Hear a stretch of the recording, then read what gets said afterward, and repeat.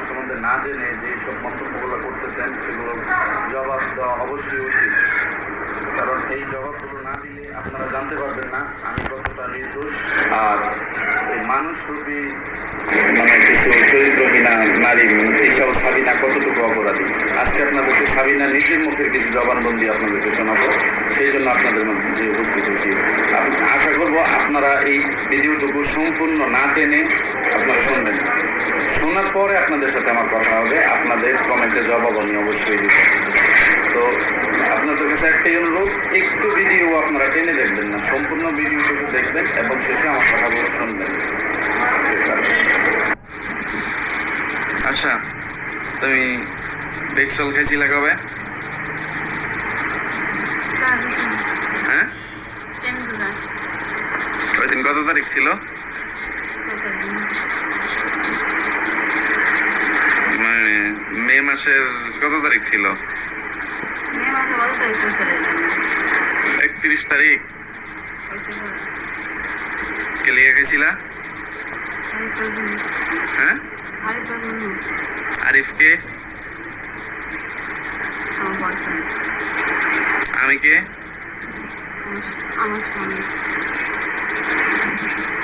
পরে এটার চিকিৎসার জন্য কই যাইতেছে আমার? তারপর ঢাকা মেডিকেল কলেজ হাসপাতাল। চিকিৎসার খরচ কে করছে? হ্যাঁ, মানে আমি।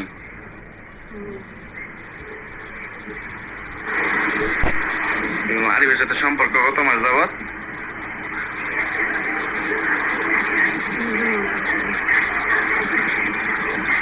তার সাথে সম্পর্ক কত দূর গেছে?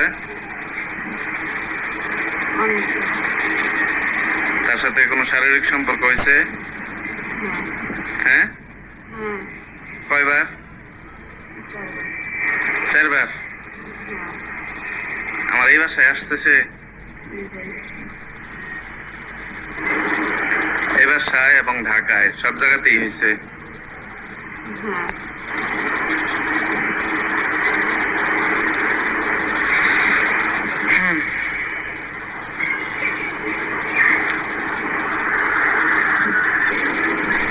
এই মোবাইলটা কার? কে কিনে দিছে? আরেকটু জোরে। আমি কি মোবাইল চালানো নিষেধ করছিলাম? এই মোবাইলটা আমি কই পাইছি? হ্যাঁ, কয়দিন? কবে?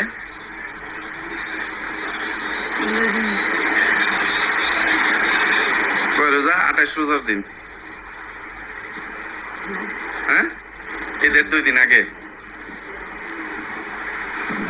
আমার ঘর থেকে যে 52,000 টাকা মানে সোনা গয়না, এই চুরির নাটকটা কবে করছ?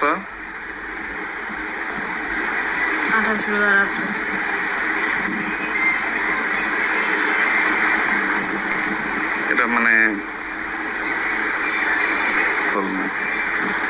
এখন আমি তোমার ছাইরে দিব, আমার মেয়ের কি করবা? হ্যাঁ,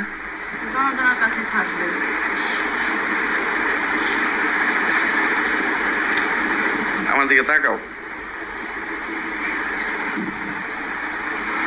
মেয়েটা আমার কাছে থাকবে, ঠিক আছে?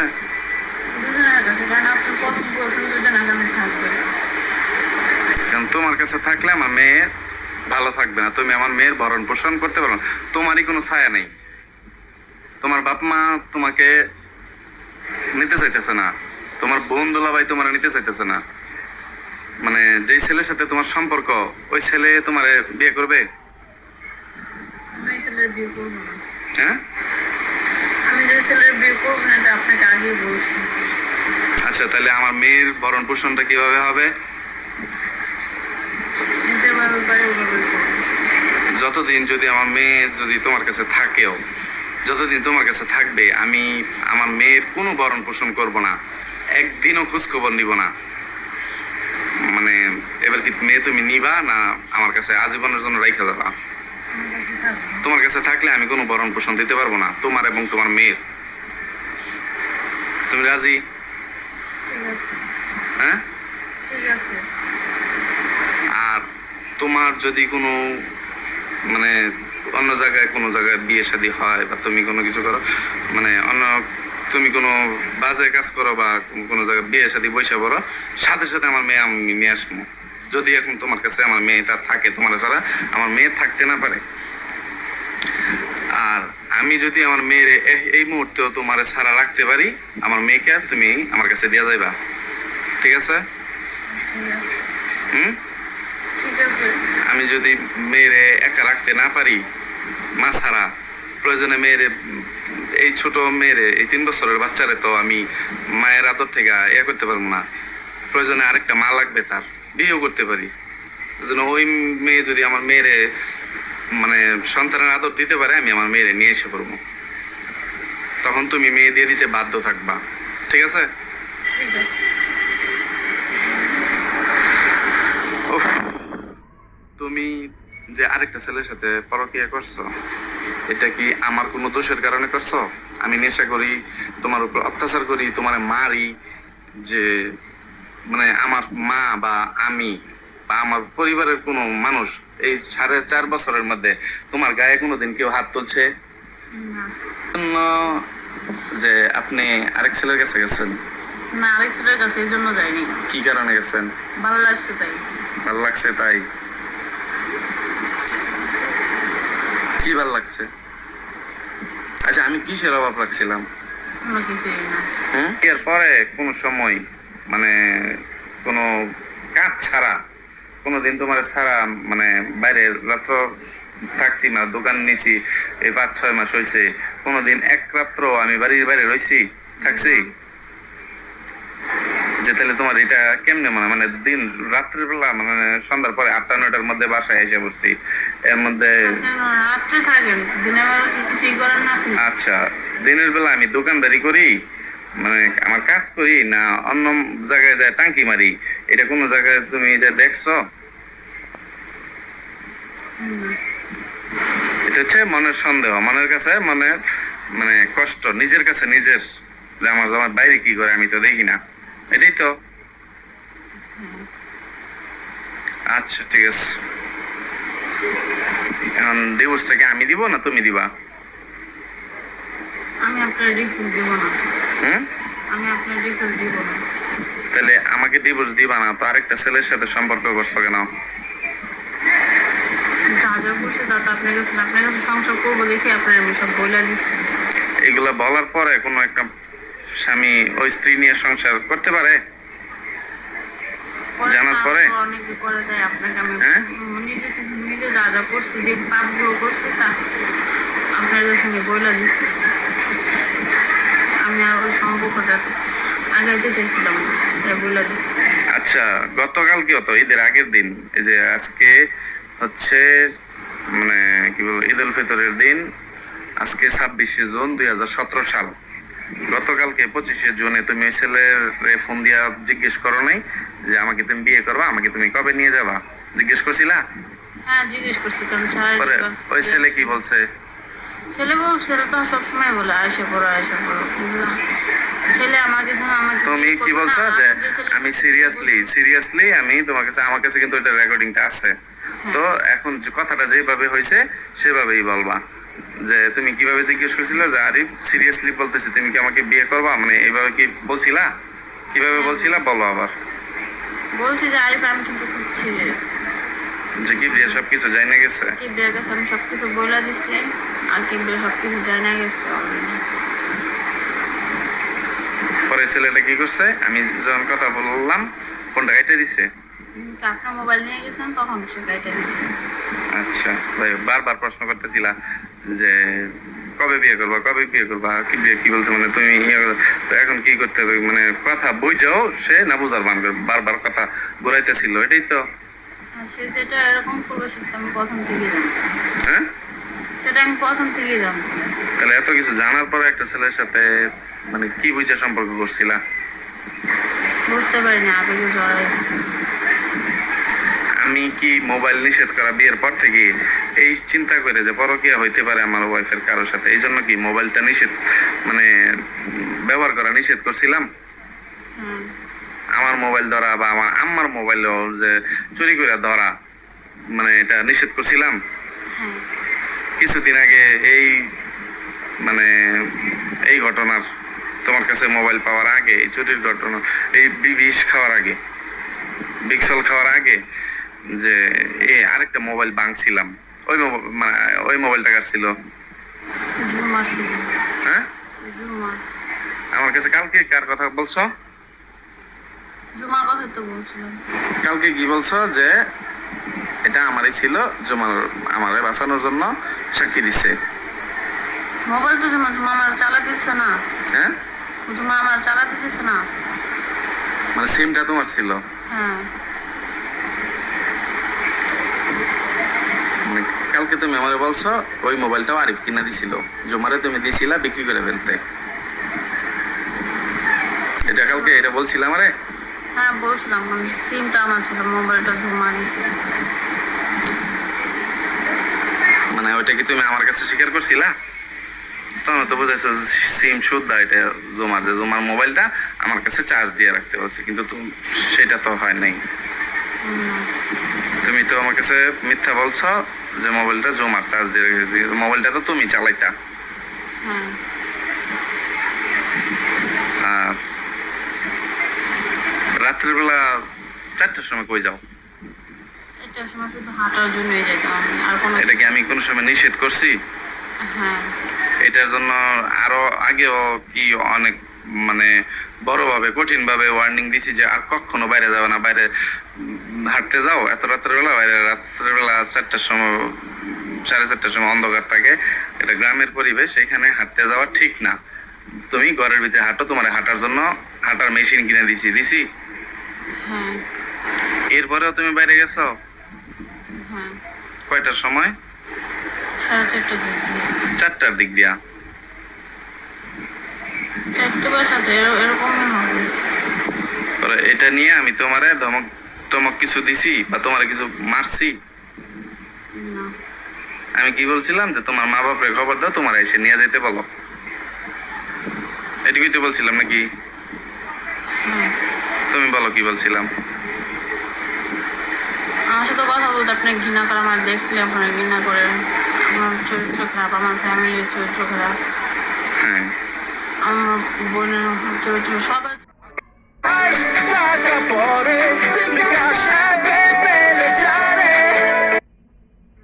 চরিত্র সবার চরিত্রই খারাপ, সবার উপর আঙুল উঠাইতেছেন আপনি। আচ্ছা, পরে সারাদিন ভালো ছিল, সারাদিনে আর কিছু হয় নাই, তোমার মারে তোমার বাপেরে আর তোমার বন্ধু লাভারে ফোন দিয়ে বলছিলাম তোমার এসে নিয়ে যাইতে, আমি তোমার সাথে সংসার করব না, যে মেয়ে কথা শুনতে পারে না, এত নিষেধ শুনতে পারে না, ওই মেয়ে নিয়ে আমি সংসার করব না, এমন দুশ্চরিত্রের মেয়ের নিয়ে মানে সংসার করব না, এগুলি তো বলছিলাম।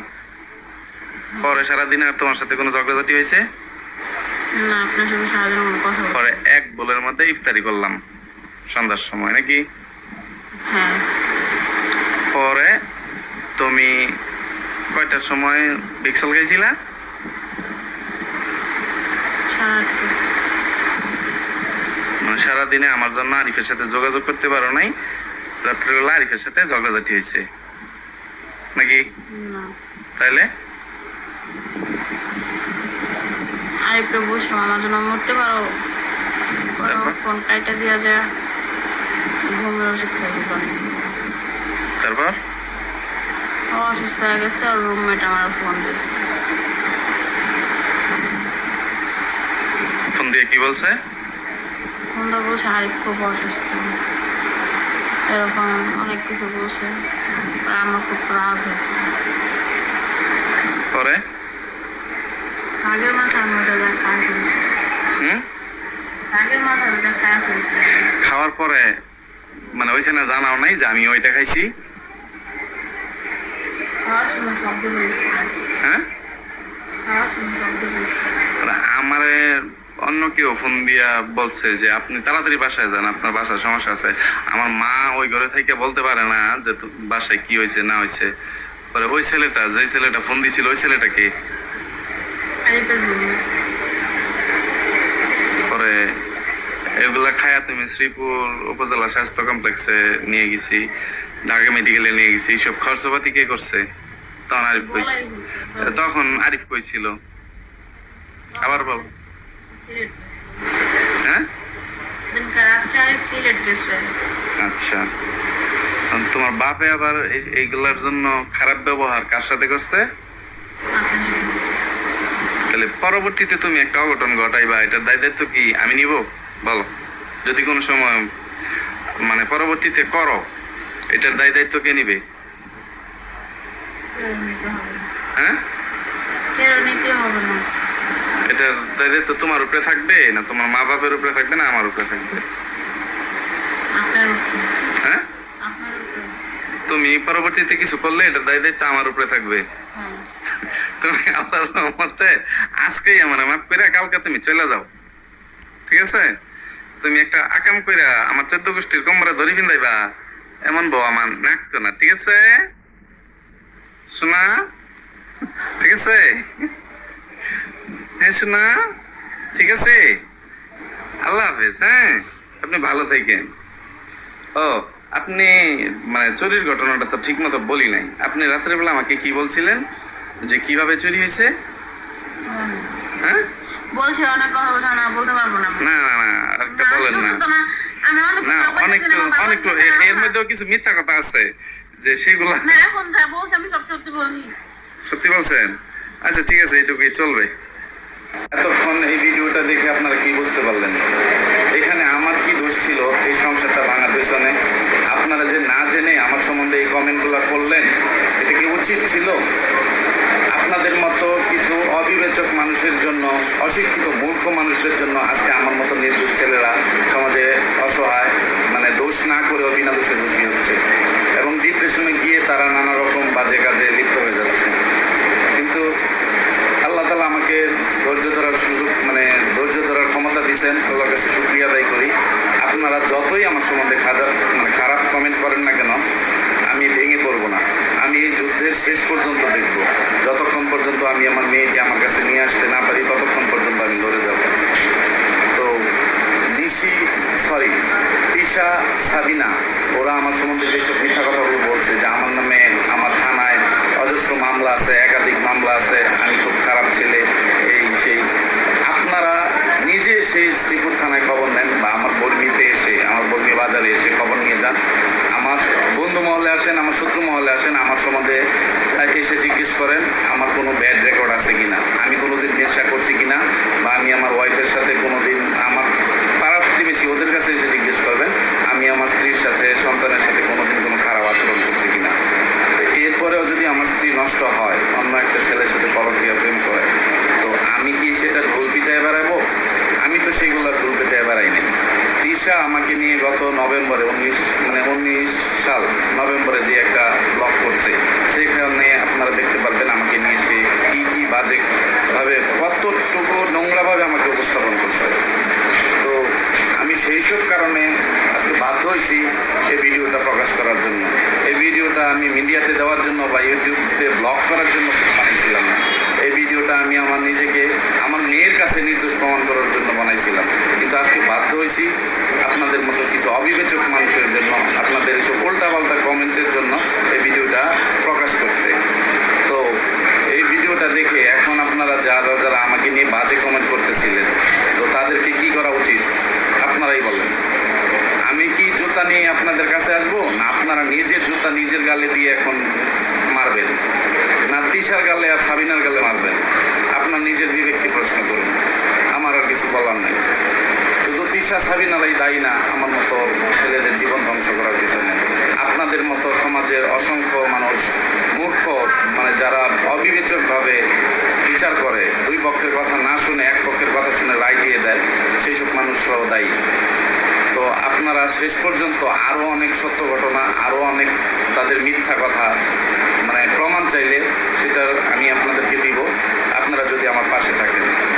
যদি আমাকে এখনও আপনাদের মানে ভুল না ভাঙে, তো আমি আরও আপনাদের ভুল ভাঙায় দিব, চোখে আঙুল দিয়ে ভাঙায় দিব। ততক্ষণ পর্যন্ত আপনারা আপনারা আমার পাশে থাকবেন।